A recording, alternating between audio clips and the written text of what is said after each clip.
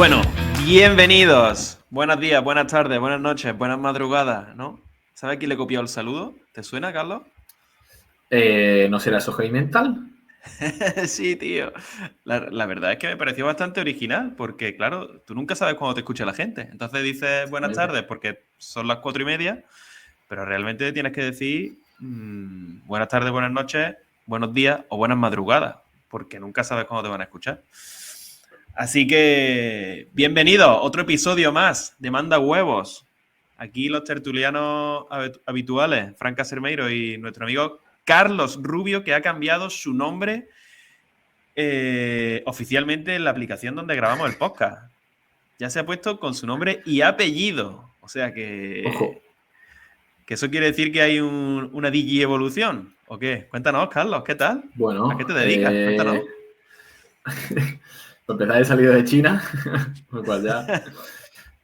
Y entonces, bueno, el nombre ya no aplica, pero bueno, quizás buscamos algún otro. Ya buscaremos otro, ¿no? Buscaremos Hombre, otro. luego te puedo dar un par de sugerencias cuando terminemos el episodio. Perfecto. Ahora aquí por el país de los croissants y las Torres Eiffel, ya buscaremos alguno que cuadre. Y bueno, ¿qué tal, tío? Bueno, ¿qué ha hecho? ¿Qué ha hecho esta última semana? Bueno, aparte de hacer historia para el badminton francés, ¿no? El Campeonato de Europa.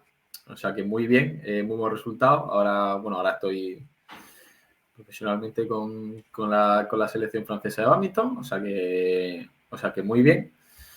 Pero bueno, como ahora estamos en el pod, que es el espacio paralelo al curro, mejor lo dejamos un poquito ahí, pero sí, ahora ya he cambiado, estoy viendo por aquí por París y voy a cambiar los noodles y ya ni noodles ni mollete, ya será puro croissant.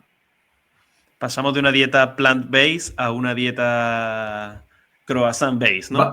Butter based, porque aquí toda la pastelería es puro pan con mantequilla, lo cual me encanta.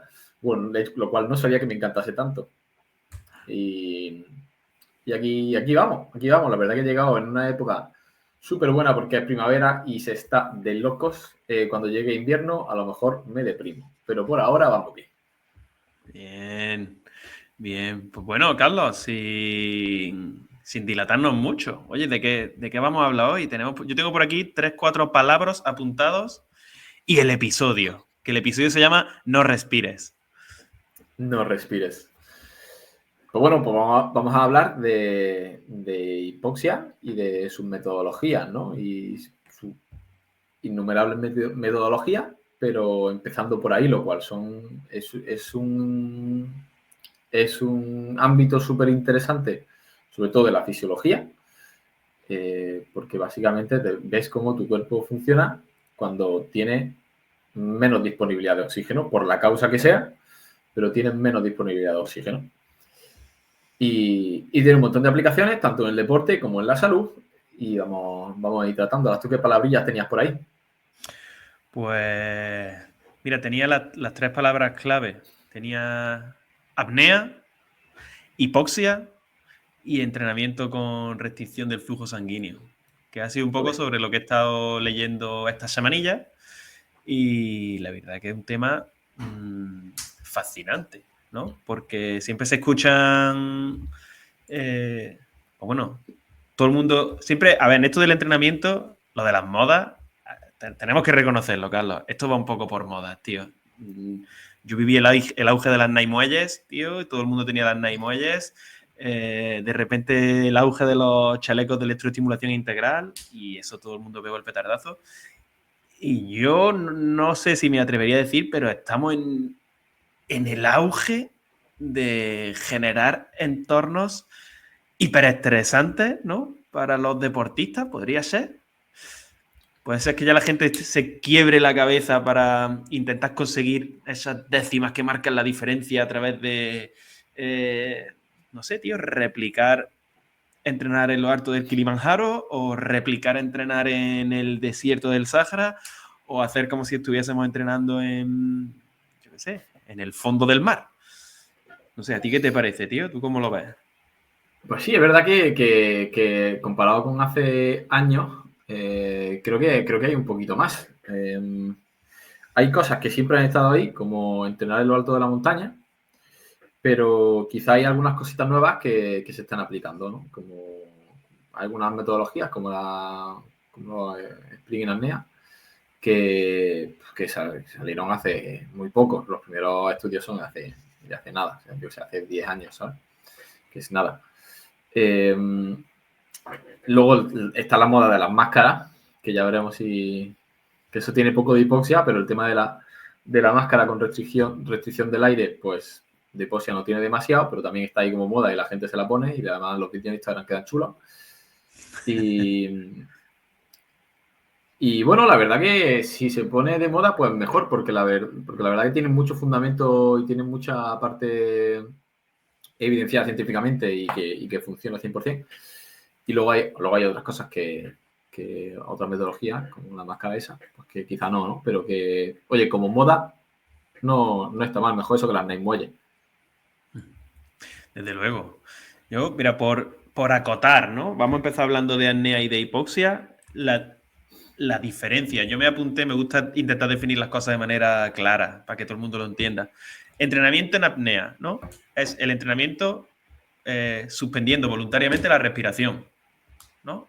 Entiendo que no se entiende una apnea que no sea voluntaria, porque esa fue la primera pregunta. Digo, wow, entrenar en apnea de manera involuntaria se llama ahogar a alguien, ¿no?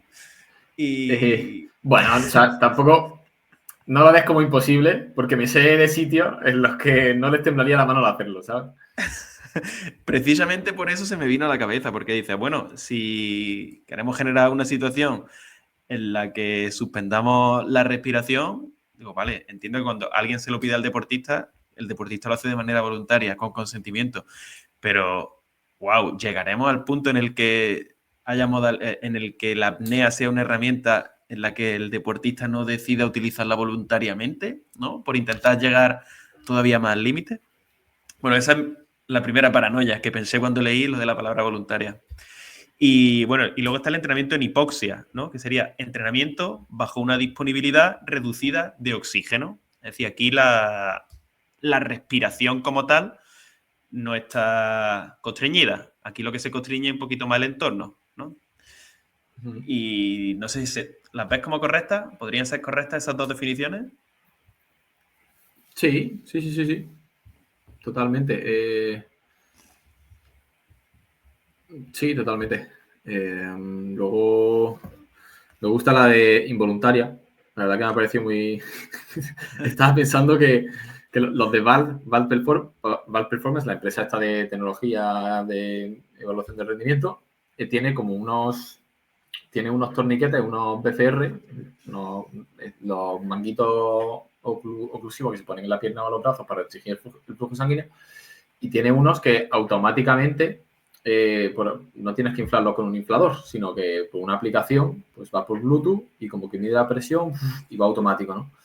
Y me estoy imaginando una máscara en la que automáticamente, no sé, te tapen la boca, ¿sabes? Durante 10 segundos y no puedas respirar involuntariamente. Pues voluntariamente la metodología, involuntariamente que te tape la boca, te pongo un candado, no sé, algo. A lo mejor tenemos que hablar con Val, a lo mejor tenemos que llegar a conversaciones con ellos. Pero es que yo no lo veo ninguna tontería, porque realmente yo no sé si has visto las competiciones de apnea, alguna competición de apnea. Cuando empezamos a hablar de esto me dio por ver un poco competiciones de apnea. Y también ver cómo sujetos inexpertos hacen por primera vez la apnea, ¿no? Entonces, realmente su capacidad de suspender la respiración de manera voluntaria es mucho mayor de lo que realmente aguantan, ¿no? Entonces, normalmente se hace la apnea en pruebas acuáticas, ¿no? Aguantar la respiración bajo el agua, y cuando buenamente deciden que no pueden más, salen a la superficie y toman aire. Pero realmente salen cuando ya no pueden más, lo deciden ellos, lo decide algo dentro de su cabeza, es un cúmulo de factores el que toma la decisión para salir. Entonces, realmente, si estamos utilizando esto como una herramienta de entrenamiento y sabemos que los deportistas o las personas que están haciendo esa apnea pueden aguantar más, para llevarlo realmente a situaciones estresantes, claro, pues no sé, a lo mejor... Pues a lo mejor hay que hacer apneas con la bici bajo el agua y no te dejo salir del agua hasta que se cumpla el tiempo, hasta que cumpla los kilómetros la bici o hasta que yo qué sé. Me parece interesante. Bueno, volvemos un poquito vamos al lío. Tipo de hipoxia. Tenemos, digamos que una hipoxia voluntaria, es decir, una restricción de la respiración voluntaria. Y luego un condicionante del entorno, que es básicamente el aire que respira, pues tiene menos oxígeno.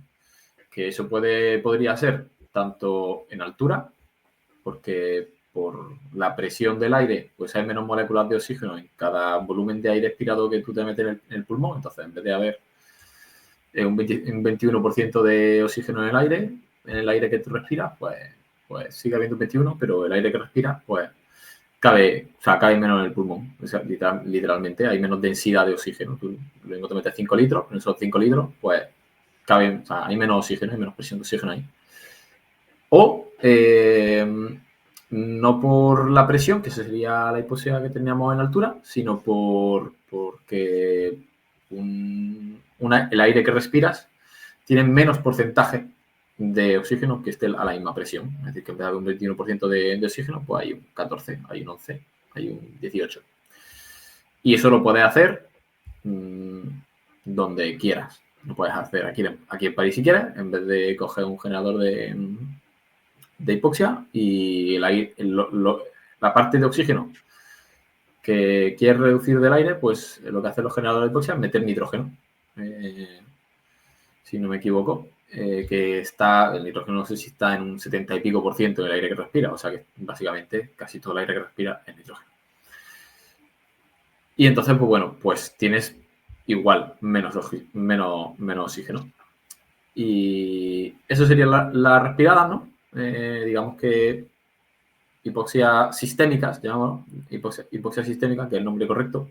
Es decir, si el aire que respiras tiene menos oxígeno por un factor o por otro, porque está en altura o porque respires un aire con menor porcentaje de oxígeno, pues en tu sangre hay menos oxígeno y tus músculos tienen que funcionar con menos oxígeno. Y eso pues genera unas adaptaciones muy chulas a nivel celular, a nivel mitocondrial, a nivel de fibras, a nivel de enzimas que gestionan entornos metabólicos. Y eso lo que te hace es básicamente ser un superhéroe si sigues haciéndolo durante un tiempo, ¿no? Entonces creo que está guay un poquito de intro sobre la hipoxia hipovárica y normovárica, la de altura y la que haces con un generador. Y luego podríamos hablar de apneas, que básicamente es no respirar, pues ahí también tienes menos oxígeno en sangre, porque vas consumiendo el que tienes y va llenando la sangre de CO2 y cada vez más CO2 y cada vez menos oxígeno. Que de hecho, nosotros respondemos peor al acúmulo de CO2 que a la falta de oxígeno. Tenemos muchos más receptores para cuando el CO2 en sangre sube que cuando baja el oxígeno. Y de hecho, si vas más allá con los estilos de vida estresantes que tenemos en las grandes ciudades y con los trabajos actuales y con el nivel de estrés de bajo grado que tenemos ahora y no pico, pues nuestra respiración suele ser muy superficial y con mucha frecuencia. Lo que hace es que no acumulemos casi nunca CO2 en sangre. Entonces, nuestro nivel de tolerancia al CO2 se reduce. O sea, en cuanto sube un poquito más de la cuenta, ya nos da la sensación de asfixia, cuando en realidad podemos aguantar bastante más, ¿no? Entonces, es curioso cómo no solo tenemos más sensibilidad al aumento del CO2 en sangre que a la bajada de oxígeno, sino que además nuestro estilo de vida actual también como que enfatiza eso. Entonces, pues eso es básicamente lo que se va generando y ya sea por apnea, o sea, por no respirar, o porque respira, pero no tiene suficiente oxígeno para cumplir con las demandas energéticas que tienen, ¿no?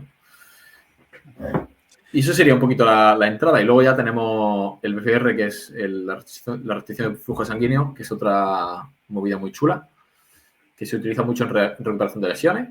y en gente incluso operada, encamada y cosas así a nivel de salud, que está muy chulo. Tú lo has probado, ¿no? ¿Tú has probado algunas de estas? He probado el BFR y entrenar en apnea, pero evidentemente las sensaciones no son agradables en ninguna de las dos partes, en ninguna de las dos metodologías de entrenamiento. Sobre todo porque cuando lo he utilizado con deportistas que principalmente que están recuperando lesiones, porque es verdad que yo el entrenamiento en apnea no lo he utilizado con ningún deportista, pero el BFR sí que lo he utilizado. Yo quería saber qué sensaciones tiene un deportista cuando está con un manguito restringiendo el flujo sanguíneo, bien en miembros inferiores o en miembros superiores, y quería saber un poco esas sensaciones, ¿no? Sobre todo cuando le pides algo, pues saber, oye, a qué nivel, ¿no?, de exigencia le estás pidiendo, le estás exigiendo a un deportista. Y generalmente son sensaciones malas, ¿no? Son sensaciones malas. Después te sientes bastante bien, pero las sensaciones durante el uso de este tipo de metodologías son malas, ¿no? Porque al final lo que estás haciendo es generar un estrés adicional en tu entorno. Pero sí, bastante interesante. Mira, por aquí, Carlos, yo tenía una pregunta y podemos darle una vueltecilla juntos, si te parece. ¿Por qué utilizan esto, no? En el deporte. ¿Por qué se utilizan estas metodologías de entrenamiento en el deporte? ¿Qué buscan? ¿No? Depende de la hipoxia que utilices, de mi punto de vista, lo que yo sé, lo que yo leo y lo que he visto. La hipoxia, por ejemplo, o sea, como hay mucha metodología, por ejemplo, la más tradicional de todas, la más conocida durante todos los años es, oye, la gente que vive, no porque se utilizase antes, sino porque se descubriría que la gente que vive, yo qué sé, en lo altísimo de la montaña, a 3.000 metros, te funde en resistencia, ¿no? Como esta gente porque es súper dotada fisiológicamente. Y bueno, pues lo que pasa por estar en altura, pasar tiempo allí, tiempo prolongado, es que a nivel sanguíneo, a nivel de glóbulos rojos y de tal, pues hay unas adaptaciones muy interesantes. Una de ellas, pues, bueno, que tienen mayor volumen eritrocitario, mayores glóbulos rojos y transportadores de oxígeno. Entonces, esa parte del transporte de oxígeno, oye, cuando tú te bajas al mar otra vez, a altura del mar, o a, yo que sé, 500 metros, 400 metros, 600 metros de altura, donde la presión de oxígeno es normal y el aire es normal, luego ese oxígeno eres capaz de distribuirlo mucho mejor, mucho más eficientemente por tu cuerpo y de utilizarlo mejor, ¿no? Entonces, claro, que el sistema de transporte y de utilización de oxígeno mejore, pues luego significa que en pruebas de resistencia, pues, oye, vas a estar muy beneficiado, ¿no? Como pueden ser, pues, maratones, puede ser ciclismo, pueden ser múltiples deportes que se beneficien de ello. Claro, eso es una pedazo de ventaja y claro, pues subirte un tiempo a coger esas adaptaciones y volverte otra vez a una altura normal, digamos, entre comillas, pues claro, te da una ventaja, ¿no? Te da una ventaja. Luego, en esas respuestas fisiológicas que buscan, ¿no? Porque hay una que me parece muy interesante que iba relacionada con la sensibilidad, bueno, con la tolerancia a la acumulación de dióxido de carbono, ¿no? No sé si se llamaba hipercania o tenía algún nombre Hipercapnia, extraño, ¿no? sí. Y dice, oye, al final, esta hipoxia aumenta la tolerancia a la acumulación de dióxido de carbono. O sea, que también te permite trabajar a mayor intensidad, ¿no? Y con menos sensaciones Sí. de fatiga. Y Sí. relacionada con esa, también hablaba que a nivel muscular, los músculos son, bueno, los mecanismos de tamponamiento de la acidez que tienen los músculos también mejoran, ¿no? Entonces, oye, ya no es solo por el tema de la mejora en el transporte de oxígeno en todo el sistema, sino también, oye, por cómo trabaja el sistema cuando las condiciones son complicadas, ¿no? Como puede ser una situación de fatiga, mucha acidez o mucho CO2 acumulado, Claro. ¿no? Claro, piensa que si te pones estos entornos con menor nivel de oxígeno y tú tienes una tarea que tú estás haciendo cualquier ejercicio que requiere de un nivel de oxígeno altito, si no puedes tirar de los sistemas energéticos que utilizan el oxígeno para producir energía, tendrás que tirar de los otros para complementar, o de otra forma no podrías hacer ese ejercicio de esa intensidad. Lo que significa básicamente, y a nivel llano, que el sistema anaeróbico tiene que usarse bastante, pues porque no necesita oxígeno y ese no está limitado para nada. Entonces, luego ese metabolismo también mejora bastante. Entonces, luego cuando llegan situaciones, como tú dices, de hipercapnia, con un acúmulo grande de CO2 y de acidosis metabólica que se produce mucho cuando se utiliza el metabolismo anaeróbico, que también se llama glucolítico, pues hay unas adaptaciones que luego te permite aguantar esa intensidad durante más tiempo, porque eres capaz de gestionar los productos de desecho mejor. Entonces, no solo mejora a nivel aeróbico, sino también anaeróbico. ¿Y de qué mejoras más o para qué es más interesante? Pues depende de la metodología, por eso hay tantas, ¿no? Te puedes subir a altura o te puedes enchufar un generador tipo si haces ciertos entrenamientos con alta intensidad o puedes meterte debajo del agua y aguantar la respiración a ver cuánto tiempo aguanta. Y bueno, pues seguramente la sensibilidad al CO2 en sangre se reduzca, lo que significa que eres capaz de aumentar o sea, la tolerancia aumenta, la sensibilidad se reduce, de pasar más tiempo con altos niveles de CO2, lo cual deporte bien. Y claro, pues todas esas cositas, ¿no? Entonces, al final son metodologías que aportan mucho, Y luego hay una adaptación en la cual no se habla tanto y que prácticamente ocurre casi solo con el BCR, a un nivel significativo, casi solo con el BCR, que es la angiogénesis, y que tiene un nombre raro y que me gusta. No sé por qué, pero me parece chulo. Que básicamente es que se generan, se construyen nuevos vasos sanguíneos, es decir, los vasos sanguíneos pueden crecer y pueden ramificarse como las ramas de un árbol para tener más pequeñas ramitas que se metan entre las pequeñas fibras musculares, entre los pequeños tejidos, para irrigar de sangre a más zonas, ¿no? Lo cual es súper guapo porque te permite, pues, bueno, tener más aporte sanguíneo de nutrientes y de recursos a partes del cuerpo, ¿no?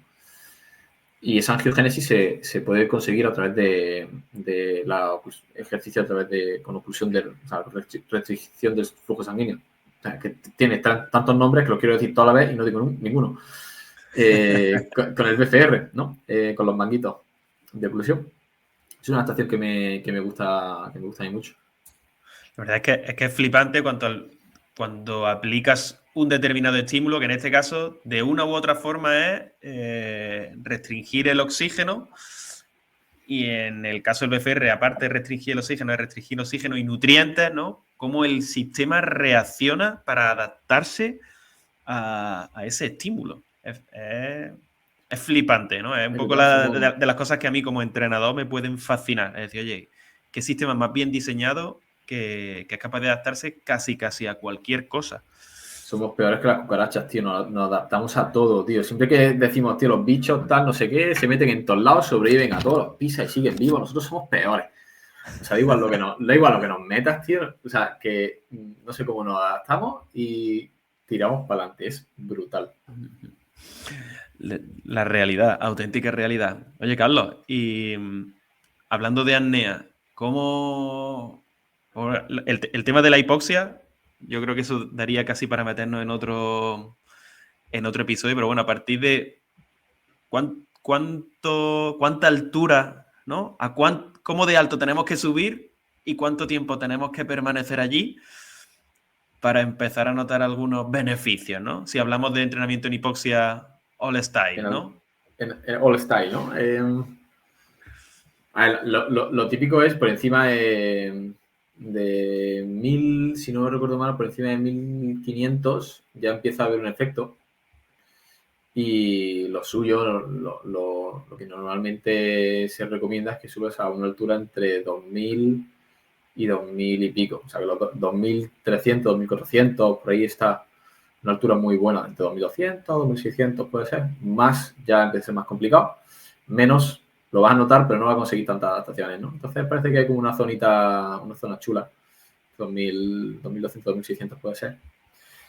Y de tiempo, pues el que alrededor de entre más de 2, menos de 4 para personas normales.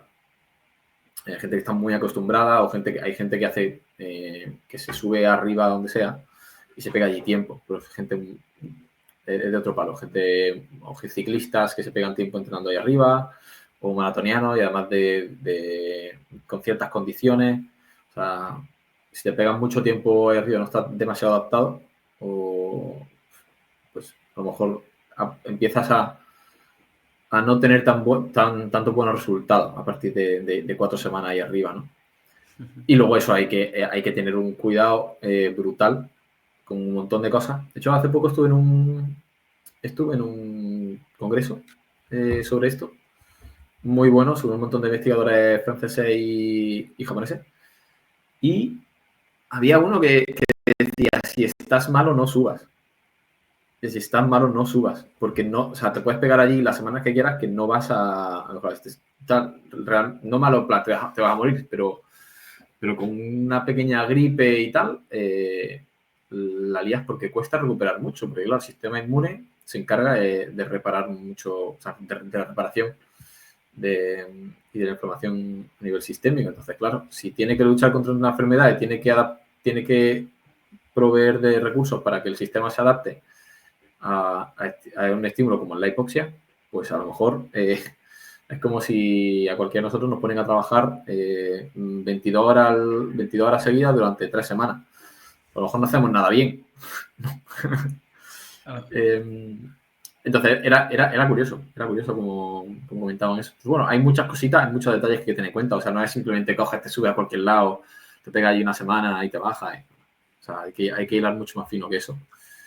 Y también hay que elegir muy bien el sitio. O sea, tiene muchísimo detalle el tema del entrenamiento en altura, all style, pero si lo haces bien, te convierte en superhéroe. Tú has estado, ¿no? Bueno, tú estudias en Granada. Exacto. ¿Alguna vez te has pegado alguna estancia ahí arriba, en la sierra, más de 3 días de esquí y cerveza? Lo máximo que he estado ha sido una semana. Ha sido una semana. Y sí he subido malo. Entonces, claro, es un poco la reflexión. Yo entiendo cuando le estás metiendo presión a un sistema, en este caso tú pretendes generar una serie de adaptaciones, pero claro, realmente la presión se la estás metiendo a todo el organismo, no solo al sistema cardiovascular o a una serie de músculos en concreto. Entonces, claro, el sistema inmune, el sistema linfático, todos esos también se están llevando esa presión que genera la hipoxia. Cuando yo estoy en Sierra Nevada, la realidad es que si subes, por ejemplo, desde la playa, que eso lo hemos hecho algunas veces, de salir en la playa y subirte a echarte una cerveza a la sierra y viceversa, ¿no? Dependiendo de cómo te coja el día, pues te puede dar el clásico mal de altura, ¿no? Y te puede marear, darte un amarillote y claro, al final, oye, el organismo si está acostumbrado a una sensibilidad, a una densidad de oxígeno específica, cuando de repente esa densidad de oxígeno disminuye drásticamente, como puede ser desde la playa a subir a lo alto de la sierra, pues claro, dice, oye, aquí pasa algo, voy a morirme, ¿no? Entonces el organismo se pone en modo ahorro rápidamente, ¿no? Y te puede dar ese mal de altura para que precisamente no haga eso, no haga un sobreesfuerzo que no puedas tolerar. Pero sí, la verdad que es un entorno privilegiado en el que bueno, pues muchos deportistas de diferentes países van a hacer estancias allí precisamente para un poco eso, para hacer pico antes de sus competiciones objetivos y llegar como motos. Totalmente.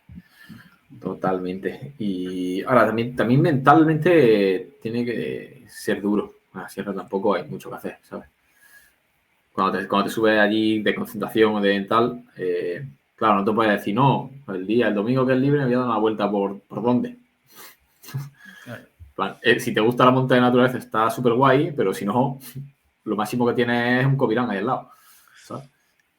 Yo creo que eso también es parte de la experiencia hipóxica, ¿no? Y me explico. Cuando tú estás haciendo entrenamiento, a ver, bueno, hubo una época en la que muchos futbolistas, y yo creo que sigue vigente, ¿no? Tienen la cámara hipóxica para dormir, ¿no? Y duermen con sus mujeres en un espacio con restricción de oxígeno. Entonces, pues, pero bueno, eso al final estás durmiendo. Mentalmente no tienes ningún tipo de constreñimiento, más allá de que puedas levantarte más o menos cansado, ¿no? Al principio. Pero cuando tú te vas a la sierra, ese qué voy a hacer con mi tiempo libre, o oye, aquí tampoco hay tantas opciones de ocio, pues realmente también, oye, no solo estás mejorando tu parte física, sino también la parte mental, ¿no? Es un buen momento para hacerte más duro, ¿no? Y para constreñir un poquito esa odisea de pensamientos que nos llevan en la vida moderna. Entonces yo creo que muchas veces el subirte a un entorno como puede ser Sierra Nevada, hacer una estancia de 2-3 semanas, también lleva esa parte mental, ¿no? Entonces, aparte de todo lo que induce la hipoxia del entorno, la parte que te genera mental y emocionalmente estar en la sierra más de 5 días, ¿no? Respirando aire puro, aunque tenga poco oxígeno, pero es un aire muy puro. Creo que también un poco parte de esa experiencia, ¿no? Oye, vivir en una zona de muchísima altitud, pues, ¿no? Tiene un poco esas características. Te Aunque lo puedes también tomar de retiro espiritual, ¿sabes? Claro. Un poco, ¿no? Te lo puedes tomar un poco también con forma de retiro. Lo que pasa que justo en el congreso este en el que estuve, también una cosa que me llamó la atención y que dijo, de hecho, un español, fue Íñigo Mujica,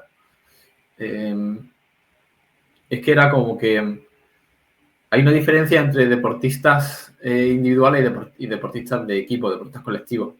O sea, y hablaba de que los deportistas más de equipo les costaba más esa estancia porque les gustan mucho más los aspectos lúdicos y les gustan mucho más los entornos de juego y les gustan mucho más ese tipo de cosas. Entonces, cuando eso falla, cuando eso falta, o tienen más, como que tenía más intereses, un poco más, quizá un poco más no sé si a veces se refería a inquietos por otras cosas, ¿sabes? Y decía como que los deportistas de deporte individual eran más capaces de ser más disciplinados, ser más centrados en lo que tienen que hacer, sacrificar más ciertas cosas o que están más acostumbrados a ello. Entonces decía como que tienen muchísima experiencia en este tipo de cosas. De hecho, está haciendo consultorías internacionales en muchos países, en muchos equipos nacionales. Hablaba como era más complicado gestionar que deportistas de equipo lo llevasen bien que los deportistas de deportes individuales. Me pareció curioso. Ya lo iré comprobando. Pero claro, ese hecho de que sea simplemente como un retiro, estar casi en mitad de la nada, entrenando y tal y cual, quizá para un deportista de deportes individuales, estamos acostumbrados a ese tipo de cosas, deportistas de equipo quizá sufren un poco más como a nivel mental, ¿no? Es decir, oye, no hay nada que hacer nada más que entrenar y poco más, ¿no? Sí, a lo mejor para esos deportistas de deporte de equipo, la cámara hipoxia para casa es una mejor opción que Sí. llevártelo a la sierra 3 semanas. Que de hecho, otra cosa que me parece súper guay, lo vi también en el congreso en el centro de Tokio, en el centro de entrenamiento de Tokio, tienen una planta de la residencia para deportistas, no sé qué planta es, la 5, yo que sé, la que sea, que estaba toda preparada para que el aire fuese hipóxico. Entonces, esas habitaciones eran especiales para hacer estancias en hipoxia, durmiendo en hipoxia, o para prepararse si va a hacer luego estancias en altitud para no ir desde cero, o simplemente como metodología de pegarte 8 horas, 10 horas, 12 horas, si te pegas 12 horas en la habitación, respirando aire en hipoxia. Y tenía como unas compuertas arriba en el techo que se bajaban un poquito. Entonces, el aire que llegaba a la habitación pasaba por un filtro que generaba hipoxia. Entonces, y también obviamente todo estaba mucho más sellado porque el aire no se puede mezclar con el aire de fuera. Me pareció un pasote, me pareció una pasada. Y de nuevo Asia ganando la carrera, ¿eh? Cuando nosotros estamos pensando en suspender involuntariamente la respiración, llega Asia y te crea edificios hipóxicos. Claro. Lo cual en realidad tiene un montón de sentido. Está súper bien montado. Obviamente no será barato para nada montar una planta entera de la residencia de los deportistas del CAR de Tokio, así, pero tiene que estar bien interesante, tiene que estar bien útil. Guapísimo. Oye, cambiando un poquito, ¿no? Hemos charlado un poquito sobre hipoxia, la hipoxia all style y, hombre, pues lo complejo que es trabajar esa metodología.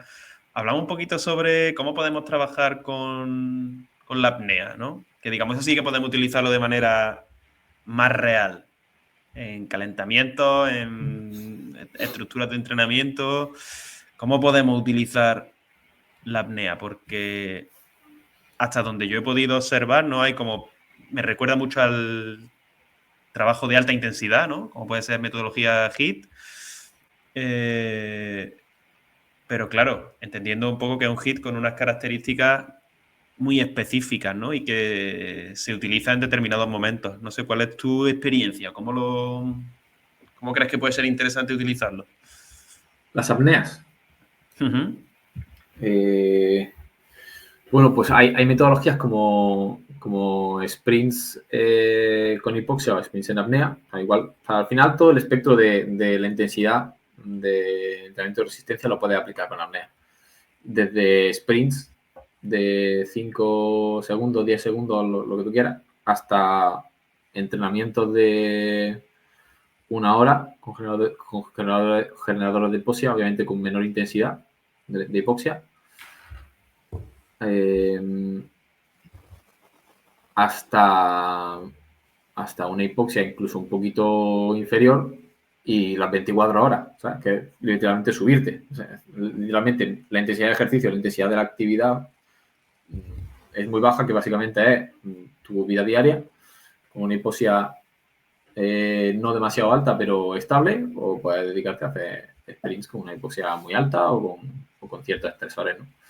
Entonces, básicamente ahí en todo el espectro. Y luego, o sea, que lo expliquen en apnea también una metodología que está chula. Lo web de la apnea es que es gratis. O sea, ni tienes que subirte a ningún lado, ni tienes que tener un generador de hipoxia, ni tienes que nada, ¿no? Entonces, es interesante, es muy interesante. Y a mí me gusta hacerla mucho. Las sensaciones son muy jodidas. O sea, las sensaciones haciendo, no sé si tú lo has hecho alguna vez, sprints en apnea. En bici. Lo he probado en el Air Bike y me recuerda un poco la sensación cuando trabajamos hipopresivo. No sé si sabes cómo se trabaja. Bueno, para que los que nos estén escuchando, un hipopresivo al final, tú inhalas, exhalas todo el aire, ¿no? Entonces hasta que ya no tienes más y después intentas activar toda la musculatura del transverso del abdomen, toda la parte abdominal y demás, pero claro, sin nada de aire dentro.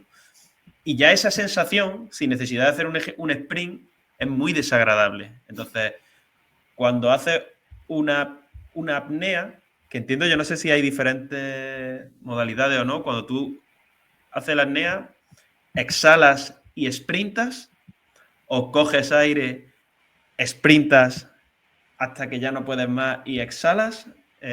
¿Cómo cuenta esa respiración? Porque claro, yo he visto alguna metodología y me genera dudas. El que yo he hecho en bici es, cojo aire, exhalo y cuando estoy exhalando me pego un sprint de 15, 20, 30 segundos hasta que ya no puedo más, máxima intensidad. Pero claro, no sé si lo estoy aplicando correctamente, ¿no? O al menos correctamente. Entiendo que apnea hay, pero hay no sé varias, si cómo o lo sea, está. depende. Al final si te quedas con el aire, pues tardas más en generar ese entorno metabólico estresante para el sistema. Yo las que he visto y las que más utilizo, las que yo conmigo mismo incluso he hecho, son inhalas, exhalas y después de la exhalación normal, con una respiración normal, te sigue quedando aire dentro del pulmón. Cuando nosotros estamos respirando por la calle normal, cuando echamos el aire nos sigue quedando, de hecho, un montón de aire. Entonces, respiras, exhalas, echas incluso más aire, como la mitad del que te queda en los pulmones después de hacer la exhalación natural normal. Y ahí es donde haces el sprint. Y el primero es súper sencillo y dices, pues no tiene mucha historia esto. Cuando vas por el número 6, te quieres morir. Y mentalmente es bastante duro. Bastante duro. Casi todos los protocolos que he visto, ya no sé si es la paranoia del número 6 o cualquier historia, casi todos trabajan a 6 series o a 4 series. Digo, pero bueno, tío, ¿quién diseña estos protocolos? ¿Alguien que tiene pánico por los números impares? Es que el tema de los números impares es algo, en el entrenamiento, tío. No hay ni uno, no hay ningún número impar nunca, tío. Y ya te digo, veo muchos protocolos en el que hablan de eso, de 6 series, 4 series. Cuando hablan de metros, lo máximo que he visto han sido 400 metros.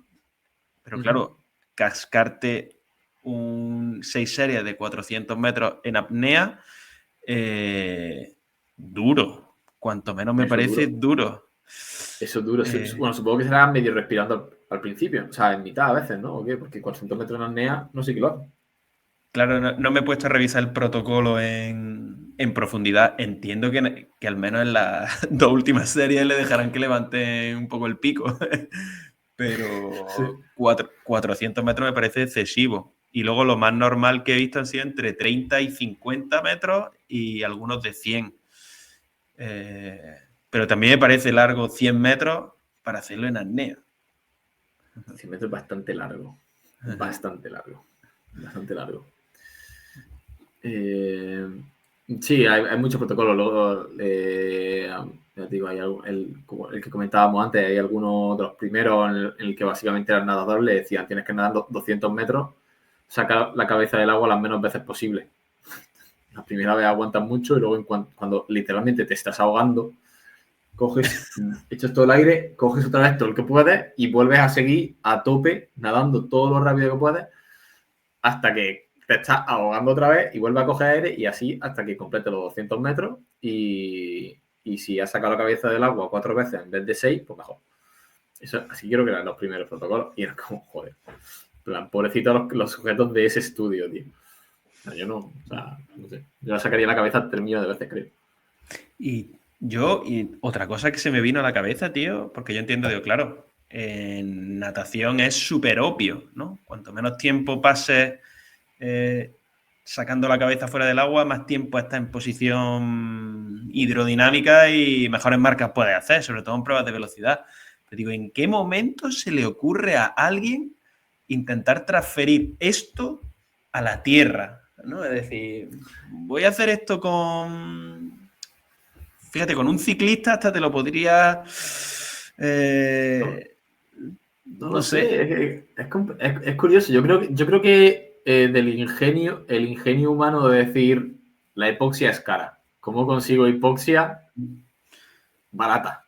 No respires. Es que yo creo que tuvo que hacerlo un español, tío. Es que he estado mirando, digo, no sé cuál es el primer estudio. Me he intentado mirar en las intros de algunos papers. Digo, esto tiene que haber sido alguien que por necesidad haya intentado generar un estímulo hipóxico hiper low cost. Es como las isometrías con la pared. Digo, pues, más barato que una pared. No me extraña porque con lo que invertimos en España en deporte a veces, quizás las apneas bien. Pero sí, yo creo que viene de ahí, tío, como la isometría, como tú dices, decir, yo no tengo pesa, no tengo nada, tengo muros. Pues empuja muros. Dice, tengo nariz y boca, pues voy a taparla, tío. Por la tapo. Igual que la máscara, que yo creo que también sería un intento de, pero realmente no se genera una hipoxia, ya se ha medido 3 millones de veces, no se genera hipoxia con las máscaras de restricción del aire inspirado, porque trabaja en la musculatura respiratoria, que está de lujo, pero no es hipoxia. Y luego la apnea tiene también otra aplicación chula, que es para recuperación y o sea, eso es para salud, para recuperación y tal, que básicamente es, pues, hacer apnea, ¿no? No tiene más. De aguantar la respiración. Y tenemos por ahí algún español que es muy bueno, creo que es tiene el segundo del mundo, el récord de profundidad en apnea, en el agua, no sé cuántos metros son, si tiene el récord, su récord en 130 y algo, tiene un libro escrito hace no mucho.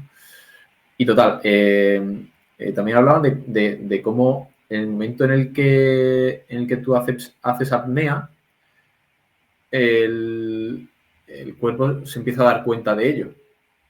Entonces, lo que es de las pocas formas que tenemos de coger al cuerpo y bajar las revoluciones a tope, porque el cuerpo sabe que no hay oxígeno, sabe que hay poco y a lo mejor no sabe cuándo va a volver a ver. Entonces, lo que hace es bajar las revoluciones de todo, de la musculatura, del aparato digestivo, de absolutamente todo.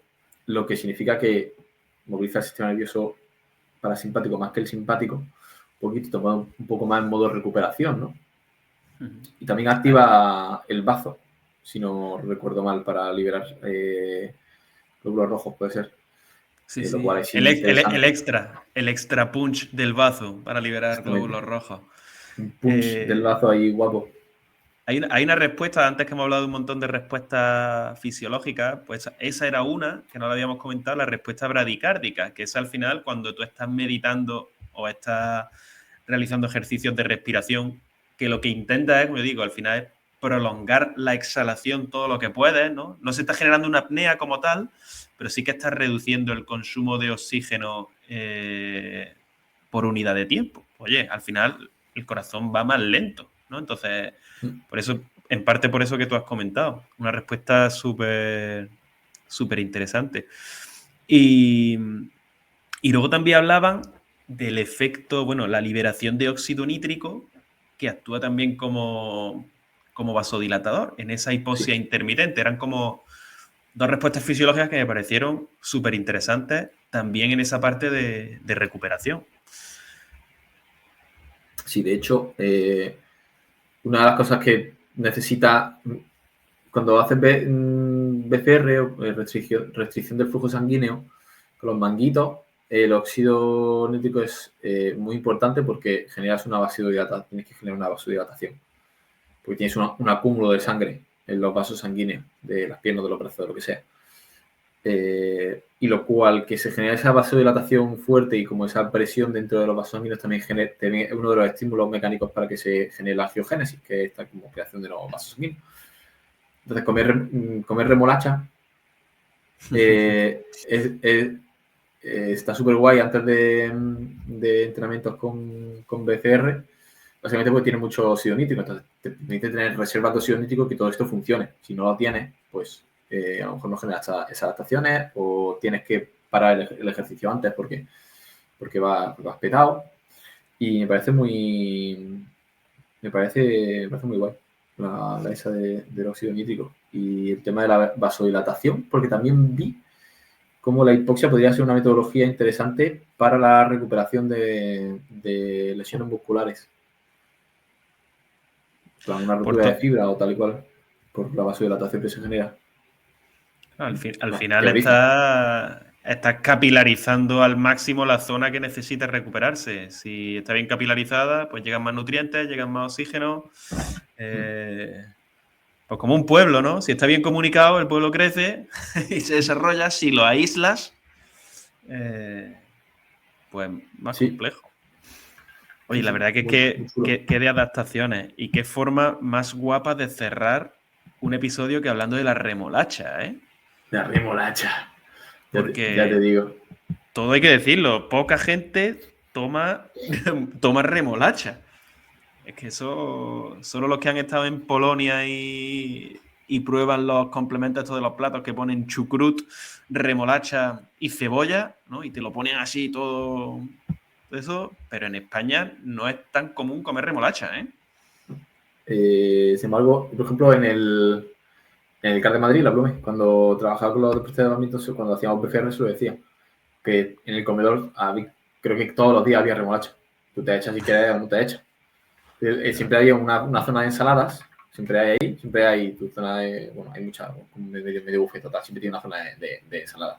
La zona de ensalada, creo que el 90% de los días había remolacha, para que tú te eches ensalada si quieres. Entonces decía, el día que toque esto, en el almuerzo metéis remolacha y luego por la tarde hacemos lo otro. Lo de cierre. Tremendo. Y bueno, no sé si funciona o no, porque no lo medí, pero los estudios dicen que sí. O sea que si la ciencia dice que sí, ¿qué voy a decirle yo? Si la ciencia dice que sí, y cuando yo lo he trabajado con deportistas, los deportistas llegan hipercondicionados y van a rendir más porque piensan que la remolacha, aunque no sepamos a ciencia cierta si funciona o si no, pero como su cabeza va a creer que sí, va a funcionar, pues para adelante. Sí, el placebo es la mejor herramienta del mundo. Sirve para todo. Yo creo que sí, tío, el placebo mental. Eso creo que hace que aguantes la respiración más tiempo del que realmente piensas que puedes, que rindas más, que corras más metros. Si tienes un buen placebo, llámalo pulserita Power Balance, llámalo el que sea, tío. Porque la remolacha, a ver, porque te tomas 2 trozos de remolacha no quiere decir que vaya, que te llames Toreto, ¿no? Y tenga óxido nitroso que diga nítrico en tu cuerpo para darle candela a más no poder. Pero oye, es cierto, porque el biohacking. Es algo que te encanta, el biohacking. Es que me encanta, ¿sabes? De repente me como una seta shiitake y he leído que esa seta te ayuda a no sé qué movida de tus mitocondrias. Y de repente tú te imaginas en tu cabeza a tus mitocondrias como si fuesen centrales nucleares, ¿sabes? Dices, con un átomo de seta puedo producir 200 unidades de energía, ¿sabes? Ya, a ver si tenemos que hacer un capítulo un episodio sobre biohacking.